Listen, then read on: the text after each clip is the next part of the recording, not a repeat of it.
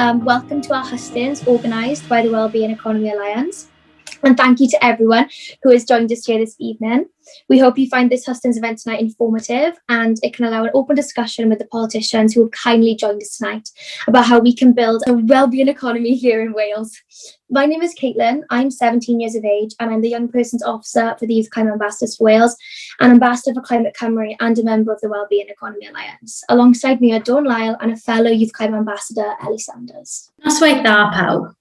Croeso i'n Hustings a diolch am ymuno â ni. Gobeithio y bydd yr Hustings hyn yn addysgiadol i chi a gallwn gael trafodaeth agored gyda gwleidyddion sydd wedi bod mor garedig ac ymuno â ni heno i siarad â sut y gallwn adeiladu economi lles yma yng Nghymru. Fy enw I yw Ellie Sanders. Dwi'n 19 ac yn ysgrifennydd Llysgenhadon Hinsawdd Ieuenctid Cymru, Llysgenna dros Hinsawdd Cymru, ac yn aelod o'r grŵp gyngair yr economi lles. Mae Dawn Lyle a Caitlyn Williams yma hefyd. Dawn yw cyd-sylfaenydd for the region, roedd waith economi lles yn y ne o'r Orllewin Cymru. Our current economic system is not only undermining our social well-being through inequality, social unrest, loneliness, and the mental health crisis, but also threatening our very survival. Our planet, our home is on the brink of collapse. We need an economic system that stops the destruction of nature and which ensures that we are meeting our needs without destroying the planet that we depend on. Our current economic system was designed to promote growth, not balance, and we have seen and felt and are continuing to see and feel the devastating consequences of these imbalances, especially with the COVID-19 pandemic. Economic inequalities in particular have skyrocketed during this pandemic, with billionaires experiencing record increases in wealth, while many struggle to get by on government support schemes. The injustice of our current economic system is leading to increasing levels of insecurity, anger, despair, and loneliness, resulting in social unrest and distrust of governments that are seen as facilitating these gross inequalities. We're the Wellbeing Economy Alliance for Wales, and we want to talk to the political parties that will have power in Wales after these upcoming elections about what they will do to make things better. I should say we invited 5 political parties to be part of tonight's event. Labour, the Conservatives, Plaid Cymru, the Greens and Abolish the Assembly, and Abolish declined the invitation to take part. Sometimes I think we get mixed up when we talk about a well-being economy between the idea of well-being, maybe we're talking about yoga and spending time in nature, versus what we think of when we talk about a well-being economy. So I just wanted to underline a little bit that we're talking tonight about a well-being economy. A well-being economy is one that puts the well-being of people and the planet at the heart of what the economy is for. And we think it represents one sort of systemic change of priorities that would solve all of those problems that Ellie and Caitlyn have laid out there, both the destruction of the environment and biodiversity loss, as well as the social inequalities and the challenges that people face on a day-to-day basis. If we change our emphasis, change our sense of priorities to make sure that the economy is working in service of the well-being of people and the planet, it's one systemic change that could solve all the various issues that people across Wales are campaigning for.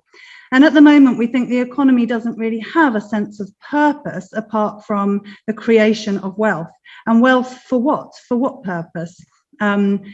We think that if you embed the economy with purpose to be in service of life, in service of well-being of people and the planet, then we can create a flourishing future and look after the planet for future generations to be able to meet their needs as well. So that's what we mean when we talk about wellbeing economics. It's a change in focus, a change in priorities about how we make decisions on our economy and in government for universal well-being. So with a bit of clarity about what we're talking about here tonight, I'd like to hand over to Caitlyn to ask the politicians for their opening statements. Caitlyn. In a wellbeing economy, the goal is to meet the social needs of everyone in society within planetary limits, so that future generations will also be able to meet their needs on a healthier and safe planet.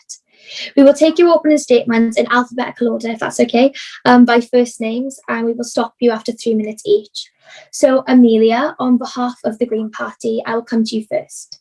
What changes to the way our economy currently works do you think is necessary to genuinely promote well-being of people and planet?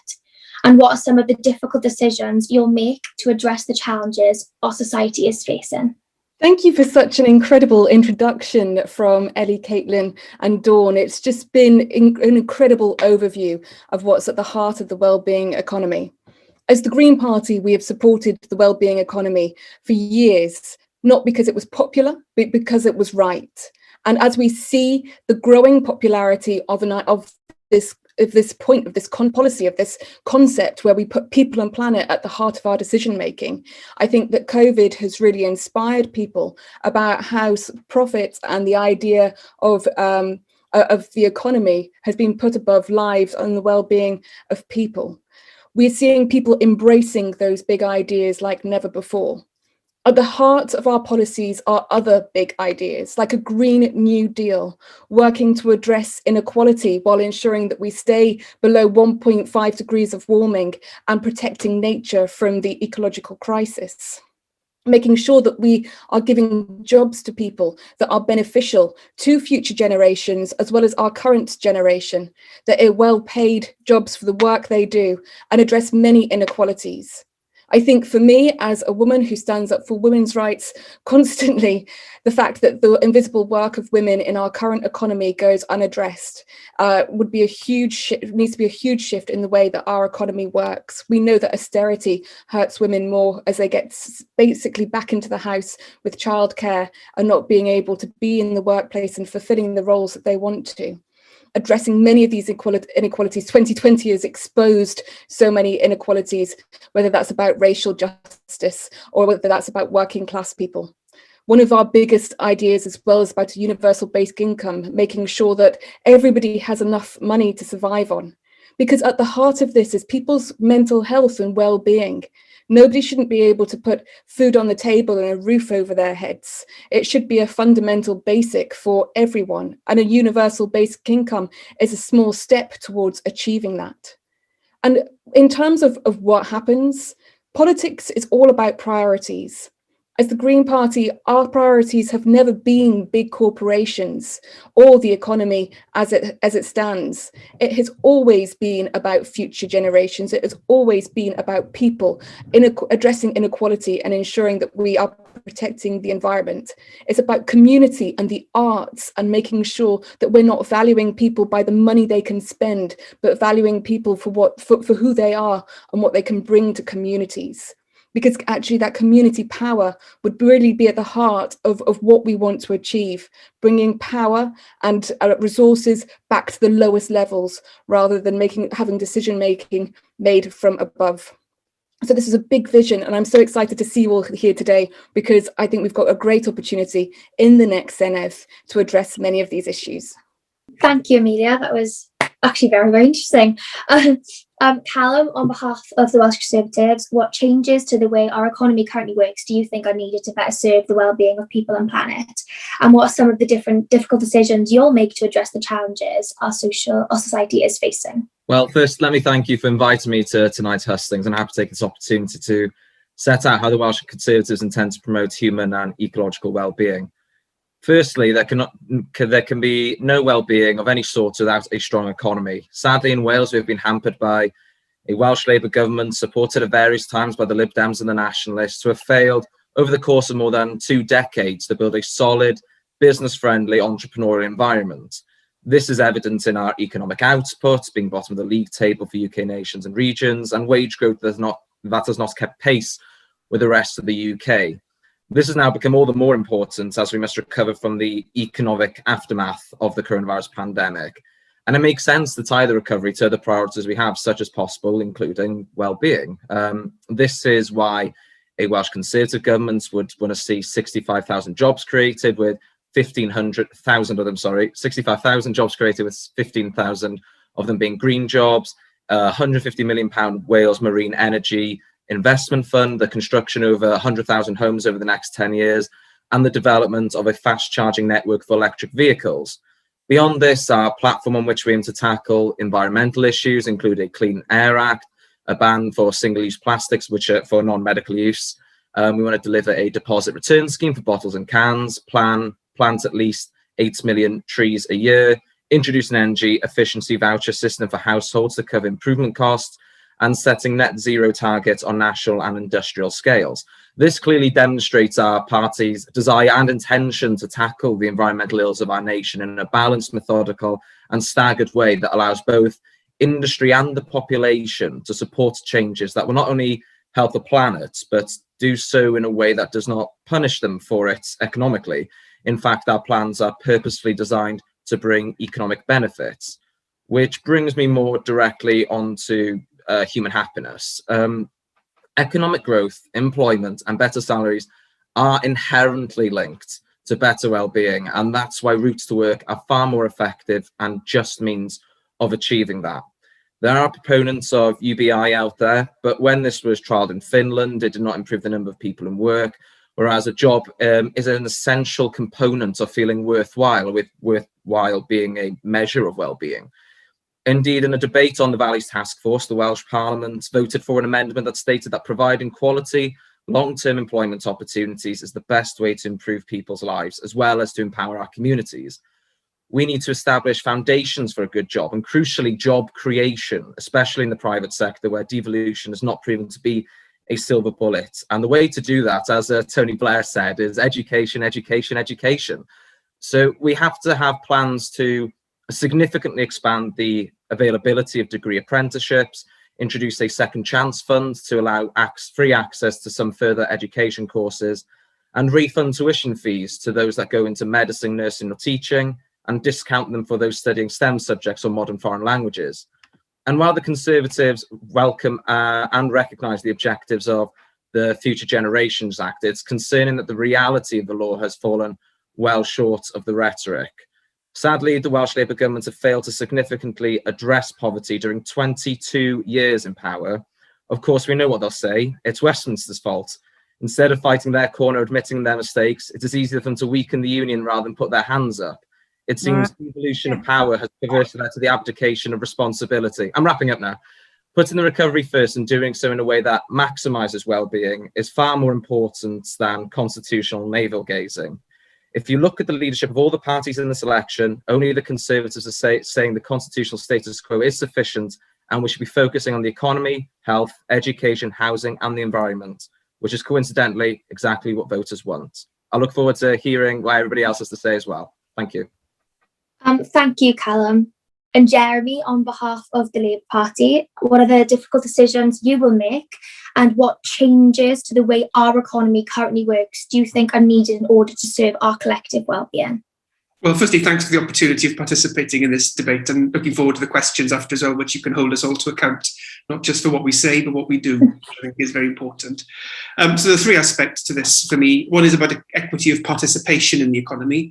One is about an economic model which reinforces community wealth and community reinvestment rather than extraction. And thirdly, the notion of sustainability as fundamental to economic activity. I think on the first aspect, given where we are and the impacts we've seen over the last year on people's well-being, there is a significant job of work to do in the new Senedd, focusing the NHS on health inequalities and preventable harms, and prioritising investment in mental health services, including in terms of early support, but also in terms of young people's mental health, both in school and elsewhere. So there's a kind of huge agenda there around participation. And I think a lot of that is driven in the current context by the health inequalities we've seen in the last year. The second component to it is about making the local economy an economy which works for people. And some of that is about making the locus of the economy, our towns and cities and rural communities, good places, not just to work, but also to live, to make that a holistic experience, accessible by public transport, cleaner, greener, and where that sense of community well-being is paramount. And some of that turns on specific interventions government can make. So we want to build on our Better Jobs Closer to Home programme, programme, the foundational economy work that we've done to grow local economies, support local businesses through our Backing Local Firms Fund, supporting worker buyouts, supporting the increasing reach of the co-op sector. But some of this is the difficult decisions you're talking about. We come to this building on a track record of delivery, not just talking about it.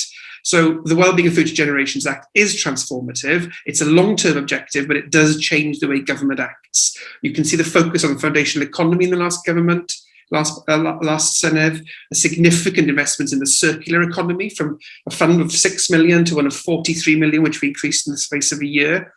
So really significant decisions. We just decided not to pursue the M4 for reasons to do with sustainability. That is the classic example of a difficult decision, unpopular, but the right thing to do.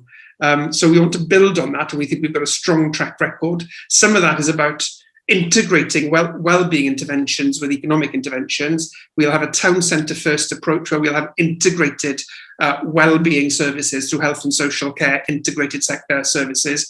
We want remote workspaces in the middle of town so people can reduce their travel times but work together cooperatively. We'll expand the number of reuse and repair hubs in the middle of our towns. We'll expand our low carbon housing stock by 20,000. We'll develop a Welsh timber-based industrial strategy, so we're using our natural resources at the heart of our economy. And we'll use particular interventions. The apprenticeship scheme is a really good way of driving both participation in the economy. 60% of apprenticeships in the last Senedd were taken up by women, ensuring women have a full participation, even in parts of the sector which we've struggled to make sure we have equity of participation, but also a really good way of training us for the skills we need for the green economy of the future. And we legislate for social partnership in the next Senedd so that employers and government and worker representatives come together in terms of the objectives that we set ourselves for fair work, and using procurement as a tool which drives the objectives which I've been talking about, which is an economy where the well-being of people and communities and the sustainable use of our resources and the stewardship of our resources isn't regarded as being antithetical to economic development, but is exactly the same thing, that we do those things hand in hand. And finally, but definitely not least, Luke, on behalf of Plaid Cymru, what changes and what difficult decisions are needed for an economy that serves the well-being of people and planet?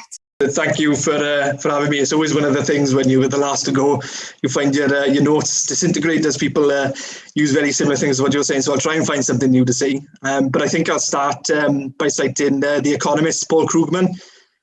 For me, I think he sums up why thinking about the economy on a well-being basis makes sense. The economy is more than just GDP figures and cash exchanging hands. Fundamentally, it's about people. It's about the actions of people and how people are the driving force behind an economy. And the simple truth is that the economy hasn't really worked for people over the past few years.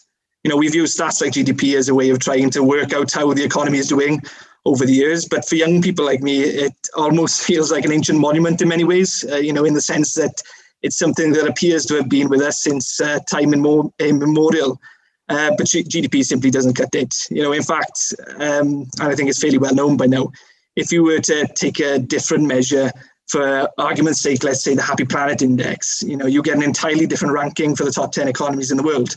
And, the US, for example, does a lot worse in those rankings than it does in the GDP measurements. So in terms of what we need to do, luckily we wouldn't be the first people to ask that question. We know that New Zealand introduced the world's first wellbeing budget in 2019, and they've set 3 ways in which their budget would look to address well-being. So I think the first one was breaking down the silos within government and making sure that government departments are working hand in hand to assess and develop policies that improve well-being. Of course, the second one focusing on outcomes that meet the needs of present generations, and at the same time thinking about the long-term impacts of future generations of policies.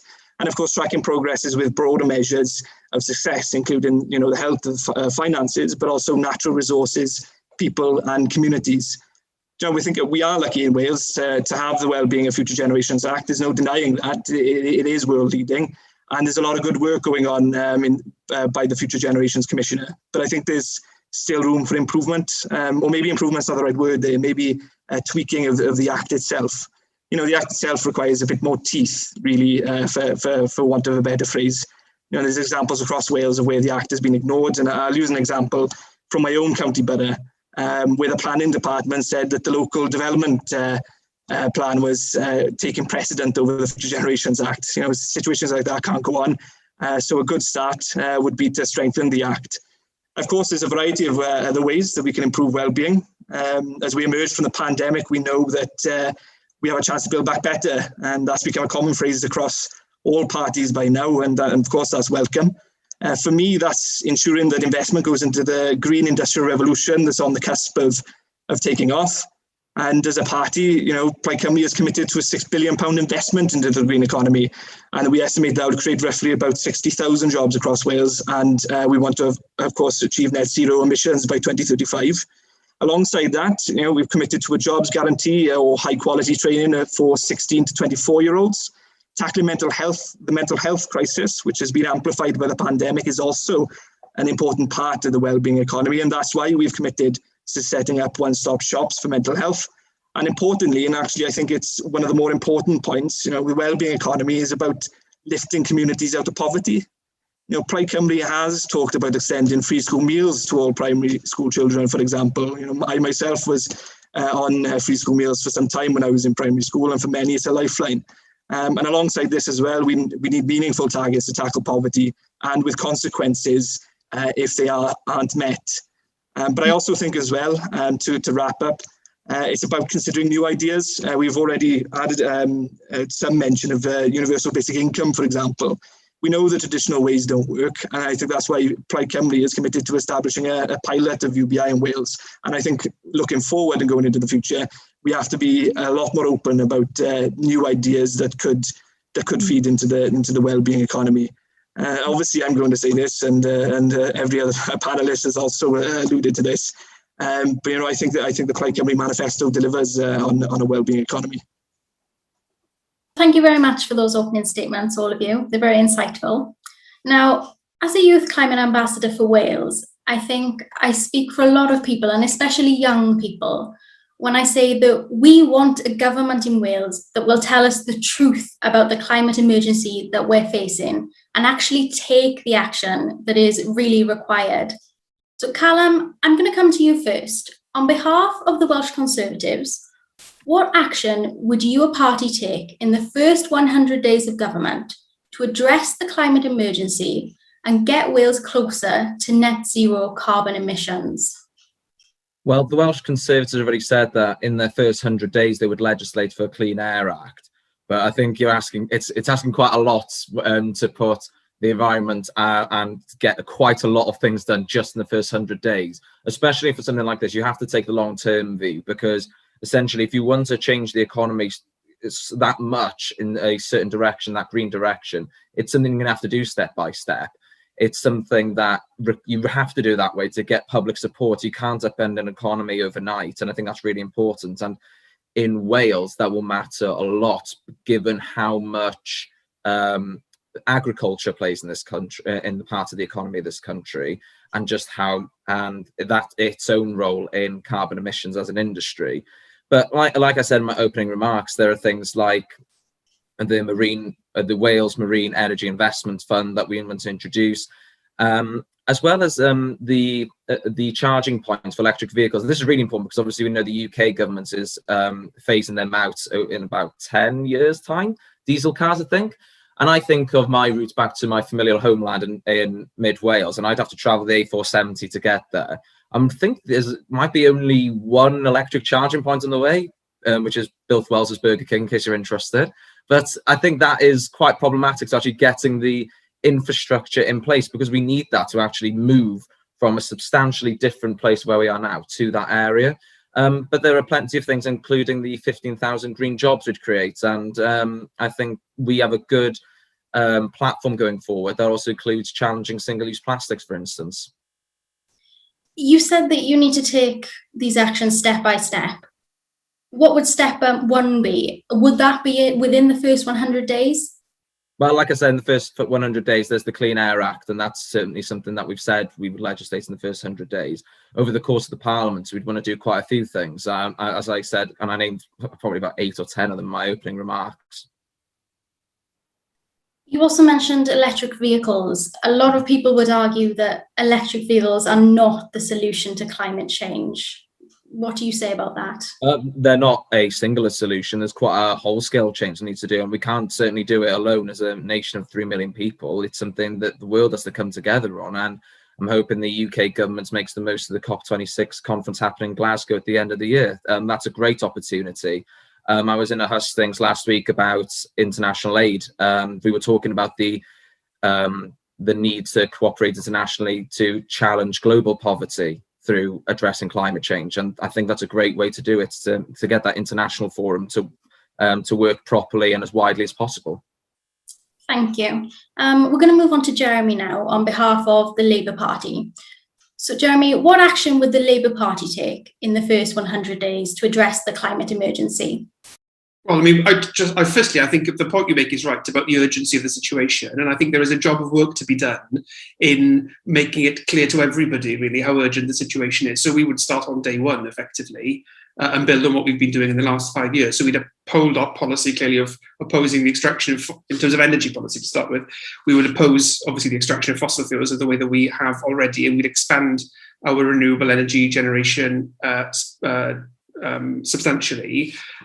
We, just as Calum was saying, we also want to abolish the use of single-use plastics. So we'd introduce an extended producer responsibility scheme to incentivise waste reduction by businesses. But then, in terms of there are dimensions here around farm support. We are already obviously looking to be pretty radical in terms of how we reconfigure our farm support. One of the early speakers talked about the importance of agriculture. We are not in the business of simply saying that is a sector which cannot be reformed to deliver better environmental outcomes. It absolutely can, and we will insist on that happening.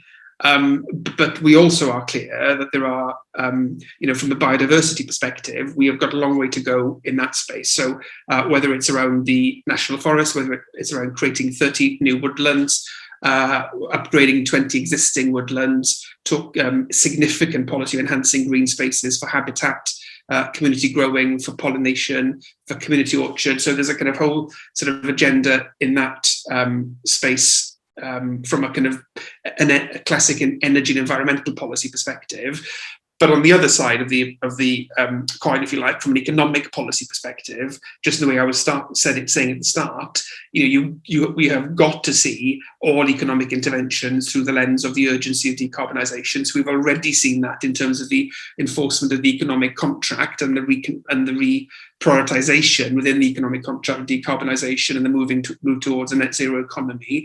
But we've got to decarbonise our transport system. We'll continue to invest in active travel. We'll continue to invest in green public transport. We want to make sure that when people are able to work remotely from their workplace, that they can do that. We've set targets for that.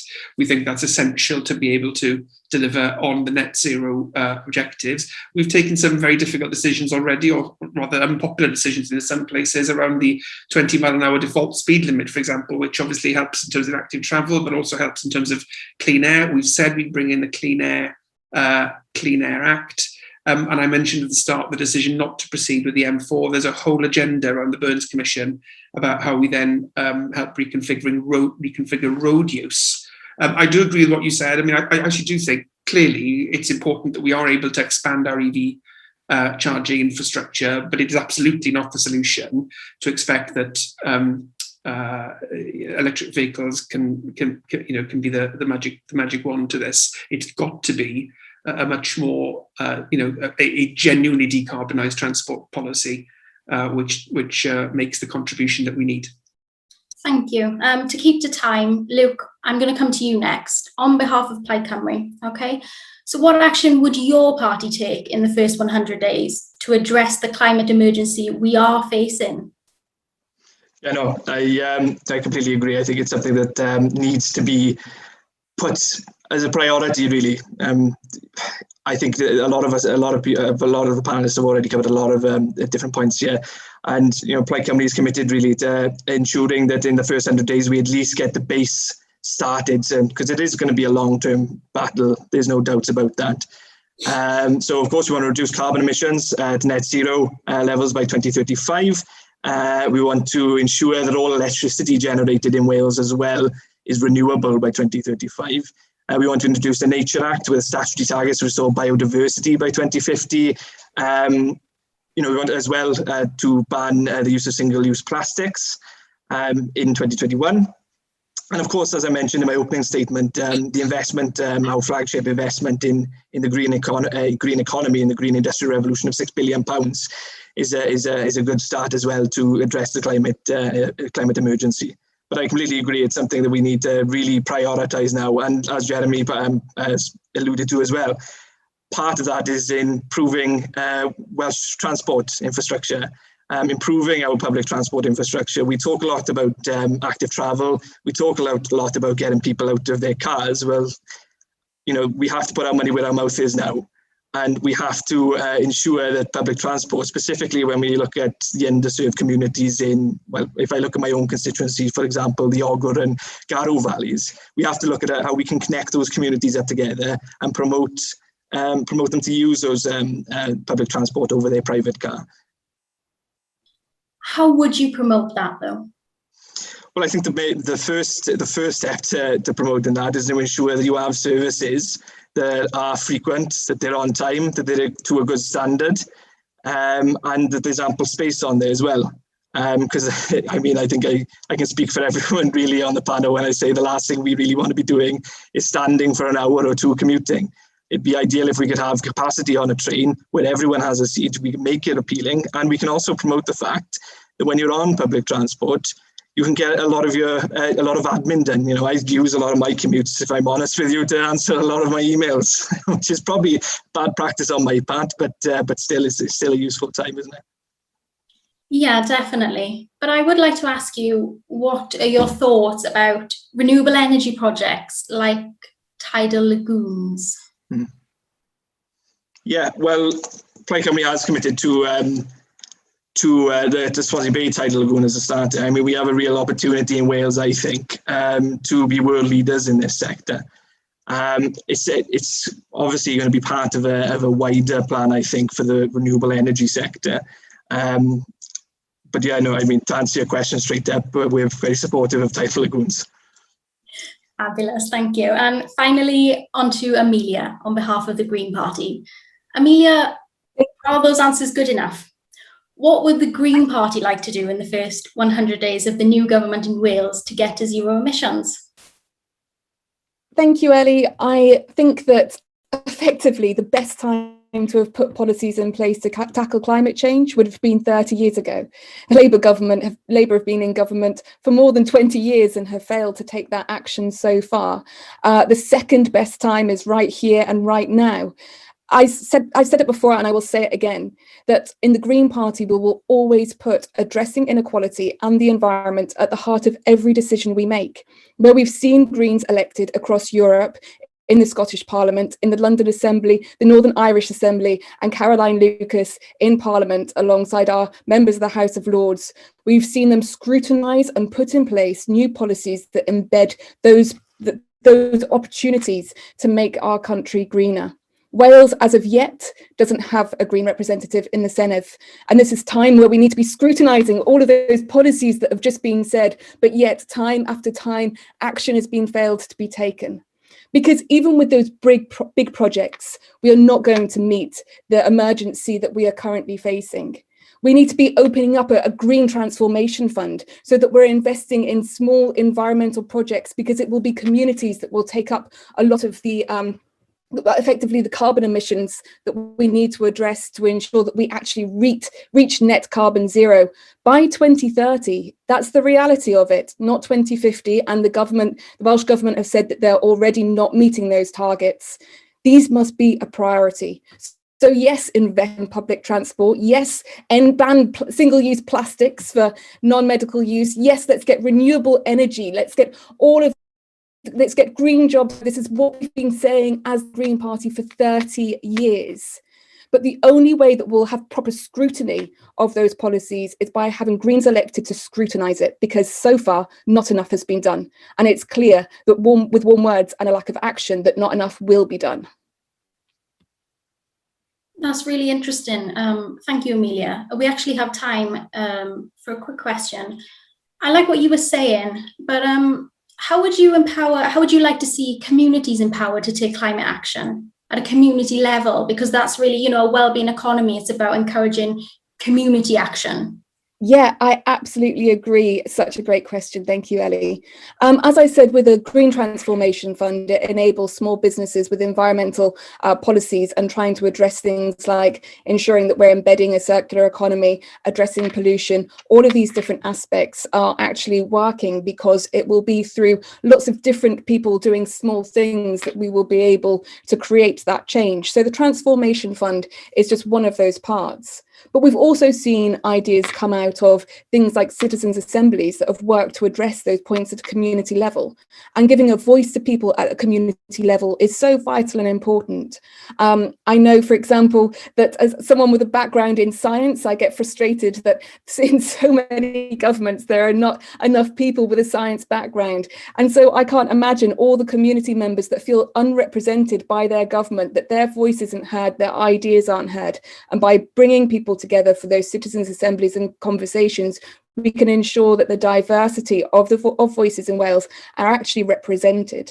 And then beyond that, we know that change happens with people, but it shouldn't just be individual action that works to change things, as everyone is effectively working within the parameters of the world that we work in, which is exactly why we're having this conversation is, are we measuring the right things? Are we doing the right actions? And it frustrates me that we've been working with a system where we're blamed for our individual actions, when actually when we want a bottle of water, we're sold a bottle of water rather than given access to drinking water and things like that. So I think that we need to be making sure that we put the infrastructure in place so that the greenest option is always the cheapest and individual option. Sorry, the greenest option is always the cheapest and easiest option for everyone, because it shouldn't always boil down to that kind of individual choice narrative that I think we've had for far too long. We should be creating that framework and infrastructure so that everyone can easily make the best choice for people and planet. Thank you very much, Amelia.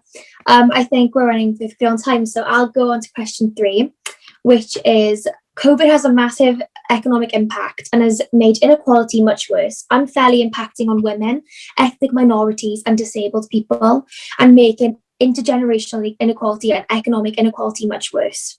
So I'll start with Jeremy from Labour on this one. So talking specifically about your economic agenda, what will your party do to rebalance the economy so that it is fairer and more equal? The point you made about the impact of COVID on the economy and the inequalities, I think, is completely central to this, really. So in terms of, I did a piece of work for the government last summer on how we recover from COVID in a way which reflects principles I'm sure most of us would sign up to around economic and environmental and social justice. And the single thing we were told by most people we spoke to was that the likeliest, longest term impact of inequality would be borne by people between the ages of 16 and 25, because of participation in the labour market and challenges around that. So that's informed our commitment in our manifesto to a young person's guarantee, so that anyone under the age of 25 will get an offer of work, apprenticeship, training, education, or support to set up their own business. And we'll expand apprenticeships and degree apprenticeships to deliver that, working with all sectors to do that. And that, I think, is at the heart of it. But there are also questions about different sectors in Wales having been impacted adversely by COVID, and they will need particular support, taking into account as well the impact on sectors that are suffering from Brexit. So I think there's a sort of perfect storm in some senses. But I think there's also communities across Wales that have been disproportionately affected by COVID, and that is why we've promised to build on the work we've been doing around the foundation economy and around the better jobs closer to home by launching a local firms fund, which effectively is about delivering a different approach to the economy, really, which looks at the contribution that economic activity has to community well-being and supporting our communities. And so some of that is around procurement, some of it is around expanding the role of social enterprise in particular, And that fund will help us in doing some of that work. So there are some interventions you do around people's own engagement in the economy, and there are some things you can do around deploying, the public purse in the way that I've been describing. But I think the fundamental issue, which it seems to me has come out of the COVID experience, is that people have recognised what a crisis looks like when it is not dealt with. And I think the lesson that we need to learn from that is how we can get people equally fixed on the urgency of the climate crisis and what that will look like if we don't deal with that. And so I think we need to learn some of the things that we've learned from some of the experiences we've had during COVID to convey that message to people. And just to go back to the point I made at the very start, I think it's investing in sustainable sectors and green jobs. And I don't mean solely jobs in terms of the sort of biodiverse sectors, but jobs which are sustainable and into the future, and focusing, making difficult decisions around business support for governments, requiring decarbonisation, requiring specific contributions to the transition to a net zero economy. I think there are some difficult challenges for any government in that, but we are certainly up for that. Thank you very much, Jeremy. That was very interesting. I will now move on to Luke on behalf of Plaid Cymru. Would you like to tell us about your economic agenda and what will make Wales fairer and more equal? Yeah, well, we've already talked at length about the £6 billion investment in economic stimulus for Wales, including £4 billion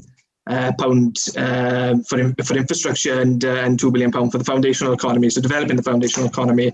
And again, coming similar to what Jeremy said there, it's about finding the sustainable jobs and then making sure that these are jobs that aren't just about for a couple of decades, but are something that are there for the long term, for future generations and further down the road. And that I think that's quite important. We know that obviously one of the economic we're part of the industrial strategy for Welsh Government over the years is focused on FDI, foreign direct investment, which has yielded jobs for local communities. We know that, but from my own experience in my own area, Ford, for example, has left us now. That's why I think the priority has to be investing in local homegrown Welsh businesses. That's why we're looking at expanding the role of the Development Bank of Wales and supporting the creation of a community bank to help domestically owned businesses to grow their market share here in Wales, and to create Prosperity Wales, which is an arm's-length development agency based in Wrexham to focus on growing small and medium-sized Welsh firms. As part of that as well, we'll be looking to boost Welsh firms' share of public contracts from 52% to 75%. So our agenda really is to help Welsh businesses grow and be sustainable for the long term. And like I said, not just to provide jobs for now, but provide jobs further down the line. Thank you very much, Luke. Could I quickly ask if you could address gender equality, disabilities, and racial minorities? If that would be, I've had a question in the chat, so I've just read that to ask you. Thank you.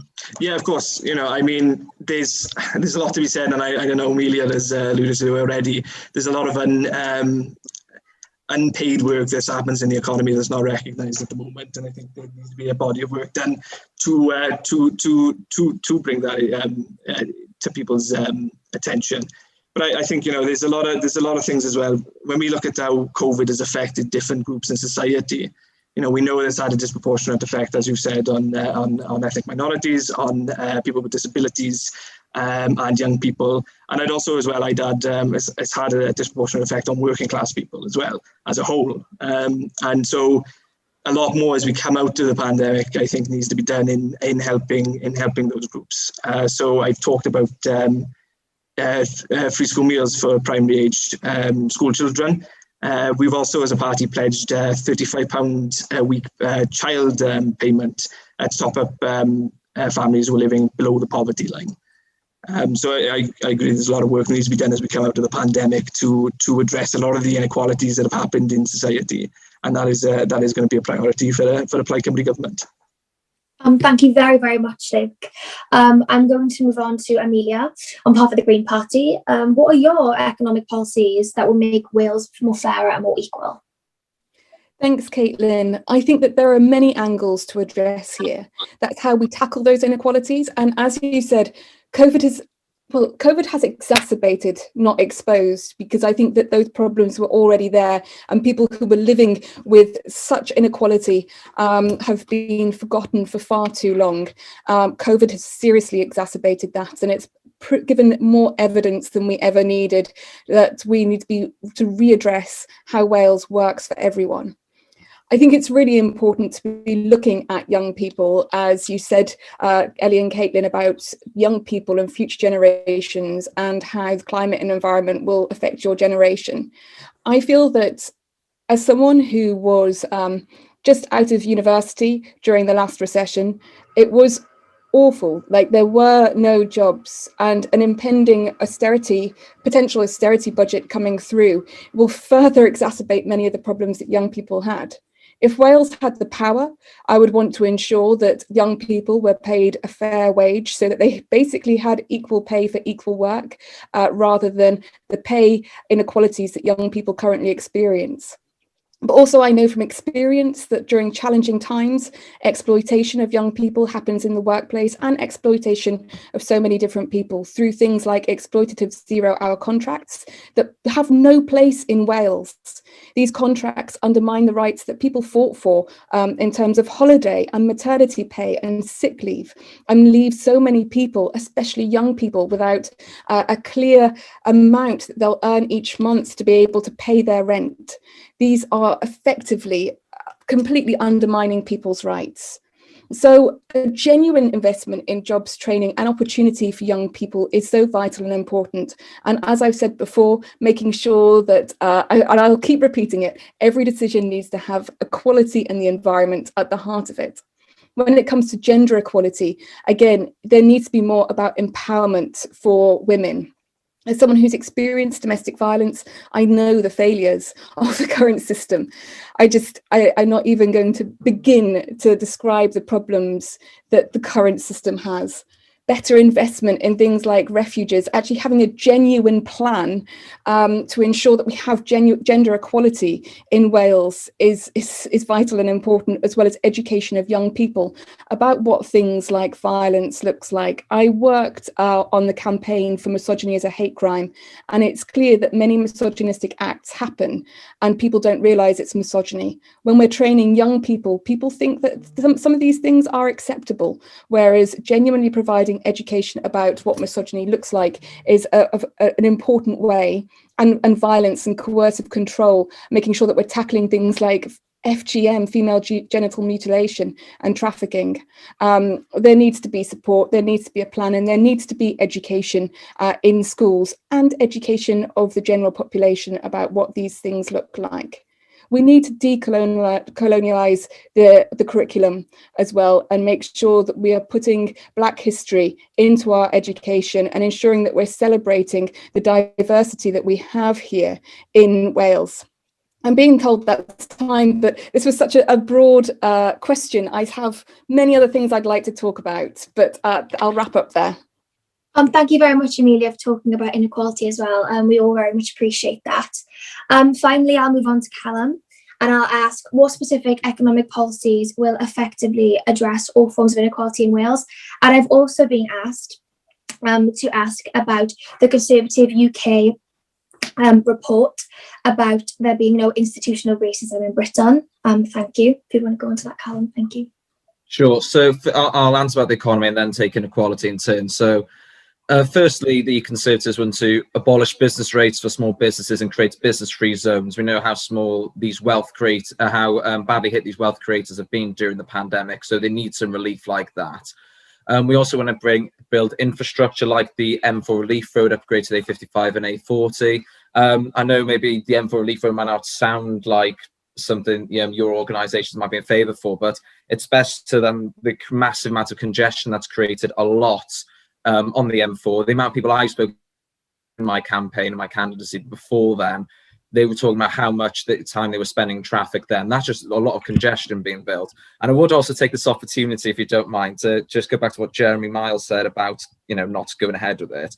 But what about the red route in northeast Wales, which has been extolled by your economy minister, Ken Skates, when surely the arguments against building that road would also apply to the M4 Relief Road? Maybe it's because that seat's turned blue in the general election, I don't know. But it is something that's certainly worrying to hear.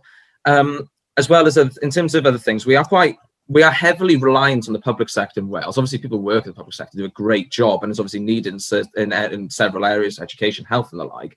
But we do need a more diverse economy to get that wealth creation going.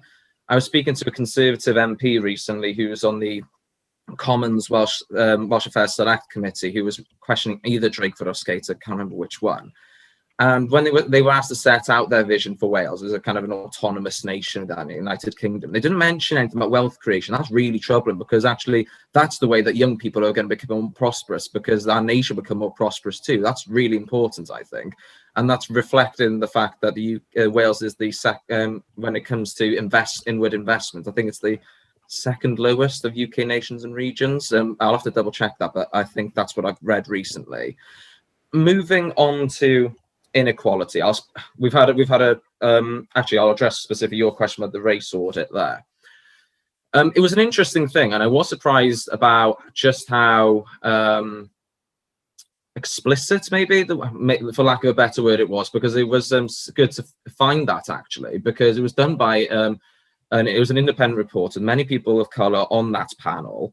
And I think that's a great thing, that this country is more of a beacon for other countries to emulate, actually. But what I want to specifically talk about when it comes to inequality, because lots of it's been covered by the other panelists, is specifically with intergenerational inequality. I recently celebrated my 25th birthday, so I like to think I'm a young person still. And we younger people have given up more than a year of our lives to protect all the generations over the last year. But it seems that sacrifice will go without compensation, let alone reward. Why oppose intergenerational fairness? And I'm getting a bit sick of a lot of policies, sometimes my own party even, that just aren't really going to address that. We need more housing. So I'm glad to see the Conservatives want to build 100,000 homes over the next 10 years. And I personally would oppose domestic vaccine passports before at least every adult has been able to have not been offered, at least one jab at a minimum. And my natural instinct is to oppose such a discriminatory scheme anyway. Our party would also offer partial refunds on tuition fees to reflect the substandard education and experience students have had during the pandemic. I'm quite at the end of my tether, really, with compromising my freedoms and the best years of my life. So to protect people who say they love lockdown and think young people are terrible for ignoring restrictions that are making their life a misery, and clearly don't really give a damn about the fact that our generation has suffered worse than any other during the last year in terms of mental health and employment, all the while house prices increase. And although I am standing for the Senedd, I would want the UK government to really examine that imbalance of how generations are treated, because schemes like the triple lock on pensions are becoming harder to sustain at the moment. And if elected to the Senedd, I would like to see the use of the tax altering powers there to be used to the benefit of young people. Right, well, thank you all for answering those questions submitted by our audience. We'd like to end by giving you each 1 minute to close tonight's session with your final thoughts. So what is the one promise you will make here and now on behalf of your parties to those of us that are campaigning for a change in priorities that puts the well-being of people and the planet first? Jeremy, we'll start with you. What one promise would you like to make to us on behalf of the Labour Party? Just 1 minute, please. Well, the key promise is to prioritise the needs of a sustainable economy in Wales. And I think that the policies, which I've touched on some of them this evening, are a credible, deliverable, affordable, but also urgent set of interventions which the Welsh Government will deliver. And the question you started with was about difficult decisions, and that goes to the absolute heart of this discussion, it seems to me. Politicians find it very easy to say things. You need to look at people's actions and hold us all to account about what we do, not just what we say. And I would suggest that the last 5 years, there have been plenty of examples of the Welsh Labour government taking difficult, unpopular decisions often in the teeth of political opposition from unexpected quarters, frankly, in the Senedd. But we've done that because this is an area of urgency and priority for us, and will continue to be that in the next 5 years if we are re-elected. Thank you. Amelia, on behalf of the Green Party, what is the one promise you would like to make? I'd have to say that every decision that Greens would make would have equality, well, addressing inequalities and the environment at the heart of it. It's clear that while many other parties have a wish list, we have a to-do list, making sure that we're connecting communities to addressing those big questions, those big problems. And I think that it's really important that we have a Green in the room for that scrutiny, for that prioritisation. The other parties have had years to be able to put these policies in place, and where we've seen Greens elected across Europe and across the UK, we've seen that radical transformation of ideas and scrutiny that enables things like prioritising the environment, prioritising young people, prioritising equality, prioritising a wellbeing economy at the heart of all of those things. So yeah, I promise that every Green will have addressing inequality and the environment at the heart of every decision, as they have done everywhere that they've been elected. Thank you. Calum, on behalf of the Welsh Conservatives, what one promise would you like to make? Just 1 minute, please. Well, firstly, thank you very much. I have really enjoyed this evening and hearing what the other panelists have had to say as well, and probably the most robust questioning I've had so far during the Hustings season. Prioritising recovery from the pandemic is the one promise I can make, but a part of that is a lot of things that will align with, I think, people watching today, and that does mean green jobs. It does mean building housing. It does mean a Clean Air Act. It means serious action on the environment and getting those initial steps in straight away to get into that green economy as soon as we possibly can. And it does mean encouraging wealth creation as well, because we need a big private sector in the economy, because that's the way we can get better wages for younger people straight away. And I know there's probably been a bit of a fundamental disagreement, I guess, between us this evening, because I do believe that well-being and economic growth are inherently connected. They cannot exist without the other. And basically, I'm hoping that I'm right. I'm sure, because if we get into power, I'm sure you might hope we're right as well, because what we want is the same thing, which is the best results for everybody. And that does mean well-being as well as prosperity together. Thank you. Thank you. Thank you. And last but not least, Luke, on behalf of Plaid Cymru, what one promise would you like to make? Well, for us, it's about prioritising in the recovery, addressing the climate emergency, as I've outlined already, addressing as well the inequalities and bringing out, lifting communities out of poverty, which I think is something that has been a bit of a disgrace, unfortunately, in Wales, that it exists. So for me, Plaid Cymru, we have the ambition and the vision to carry out a lot of what I've talked about tonight. So if to wrap up, our promise to Wales is to pull people out of poverty, to improve the economy and build back better in a sustainable way. Thank you. Thank you all for keeping us all so perfectly to time. We're just coming up to 8 o'clock, and I think we've had a really productive hour and great to hear so many perspectives. And I would just like to say well done to Ellie and Caitlyn for a fantastic job in holding our candidates to account this evening. So thank you very much to all of our politicians for joining. We've really appreciated your time. I think here in Wales, with the Wellbeing of Future Generations Act, through one lens, we're leading the world as a wellbeing economy government, and the world is certainly looking to Wales to see what we're doing with that important piece of legislation. And I think it's up to the next government in the next few years to really show that that act has teeth and that we are implementing it in alignment with the values that we've set out so clearly in that what we consider to be a really good piece of legislation. We just want to see how it can be better implemented.